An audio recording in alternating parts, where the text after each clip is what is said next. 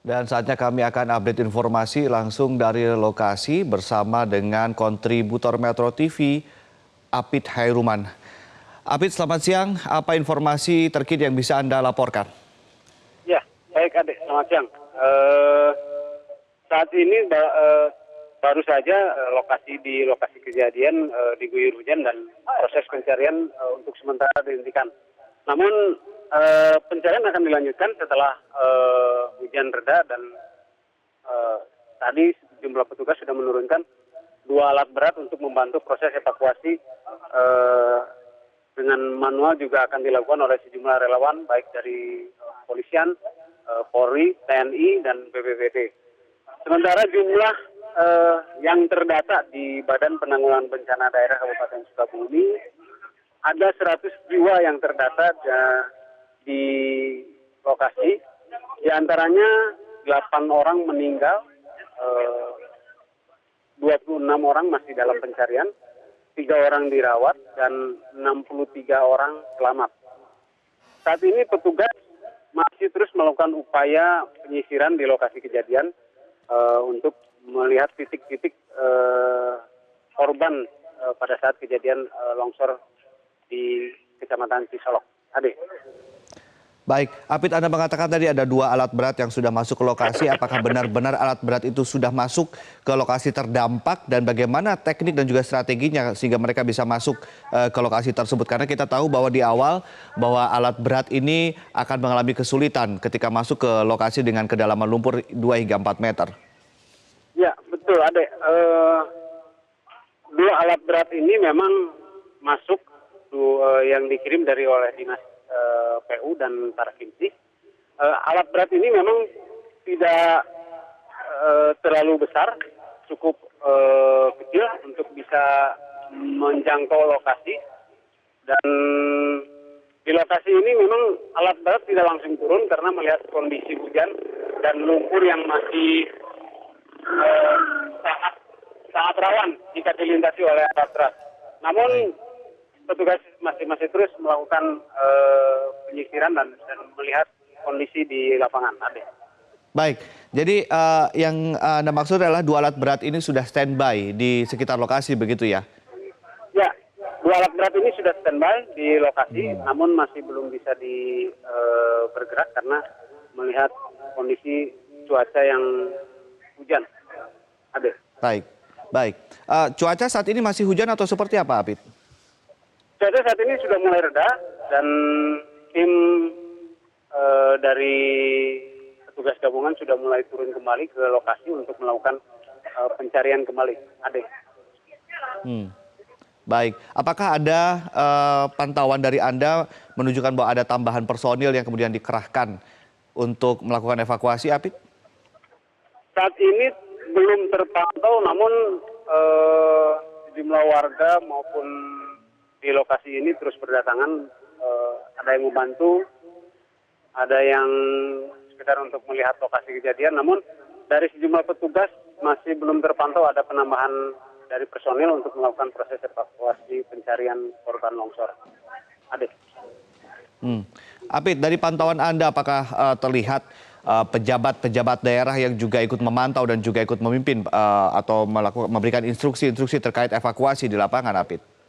Ya, saat ini tadi terlihat dari jumlah pejabat yang datang ke lokasi kejadian seperti Sekda Kabupaten Sukabumi, Wakil Bupati Sukabumi, dan Danrem TNI sudah datang ke lokasi untuk melihat secara langsung kondisi di TKP longsor Kecamatan Cisolok ini, Ade.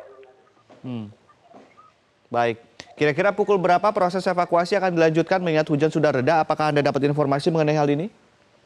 Ya, petugas masih melakukan evaluasi.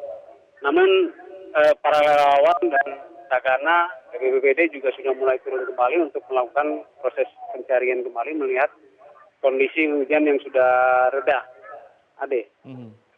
Baik, Apit, ini kan proses evakuasi dikhususkan memang prioritaskan adalah korban yang masih tertimbun. Tapi menurut Anda apakah proses evakuasi ini dalam pantauan Anda dari pagi hingga saat ini sudah lumayan efektif atau masih terkendala beberapa masalah begitu, Apit?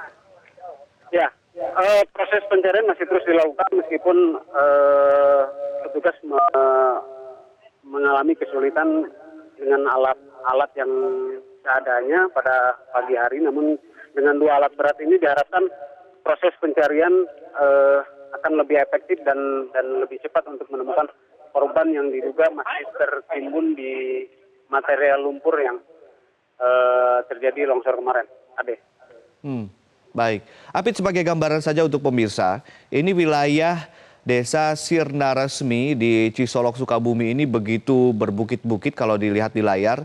Seperti apa sih sebetulnya posisi dari Desa Sirna Resmi dan mungkin gambaran dari secara umum begitu bagaimana kemudian lahan ini apakah kemudian dialihfungsikan menjadi persawahan atau seperti apa, mungkin bisa digambarkan?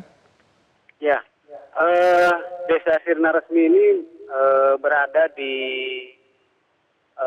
daerah perbukitan, khususnya desa ini memiliki kampung adat yang berada di bawah kaki gunung Gede Pangrango. Dan saat ini longsor yang di lokasi kejadian tebing lumayan tinggi ini, di atasnya memang terdapat menurut keterangan dari BPBD, lahan di atas itu terdapat persawahan. Nah, akibatnya pada saat musim kemarau kemarin itu cukup lama dan tanah menjadi gembor, akhirnya saat diguyur hujan terjadi rembesan dan mengakibatkan longsoran yang cukup lumayan parah. Ade. Jadi ini memang daerah perbukitan yang kemudian fungsinya menjadi persawahan begitu ya, Apit ya? Ya, sebagian daerah perbukitan ini sudah difungsikan menjadi persawahan, perkebunan oleh warga sekitar. Apit, desa yang kemudian terdampak oleh longsor ini apakah desa adat yang Anda ceritakan tadi? Ya, desa ini masih termasuk kawasan kampung adat. Dan sebagian warga juga masih mengikuti kehidupannya secara tradisional. Dan terlihat di lokasi juga masih banyak rumah-rumah yang mempertahankan adat leluhurnya. Baik. Kalau tadi kita lihat visual dari rekan di lapangan yang menunjukkan bagaimana menuju atau akses menuju desa ini begitu sulit, jalanan cukup kecil. Nah, seperti apa jalanan menuju dari desa dari jalan umum yang kemudian bisa dilewati kendaraan sampai akhirnya bisa masuk ke desa ini yang kemudian terdampak ini? Apakah hanya jalan setapak atau jalan semacam apa yang mungkin bisa digambarkan? Ya, menuju ke desa ini memang tidak bisa dilalui dengan 2 kendaraan sekaligus, namun cukup dengan kendaraan satu karena jalannya juga cukup kecil dan cukup curam, banyak tanjakan dan tikungan yang cukup tajam untuk mencapai lokasi ini, sehingga memerlukan kondisi kendaraan yang cukup kuat dan sehat untuk mencapai lokasi ini karena tanjakan yang dilaluinya memang cukup curam dengan kondisi jalan yang sebagian sudah mulai rusak. Ade. Baik, lalu bagaimana dengan ambulans yang kemudian biasanya memang ada dalam setiap keadaan atau bencana dan darurat? Apakah Anda memantau keberadaan dari ambulans ini dan bagaimana ambulans ini bisa memiliki akses yang baik menuju lokasi ini? Ya, terpantau sejumlah ambulans di lokasi kejadian ini karena kendaraannya sudah memiliki tingkat teknologi yang cukup lumayan dengan memiliki double gardan sehingga bisa memasuki area ini, Ade. Baik, terima kasih Apit Hairuman. Nanti akan kami update lagi informasi dari Anda.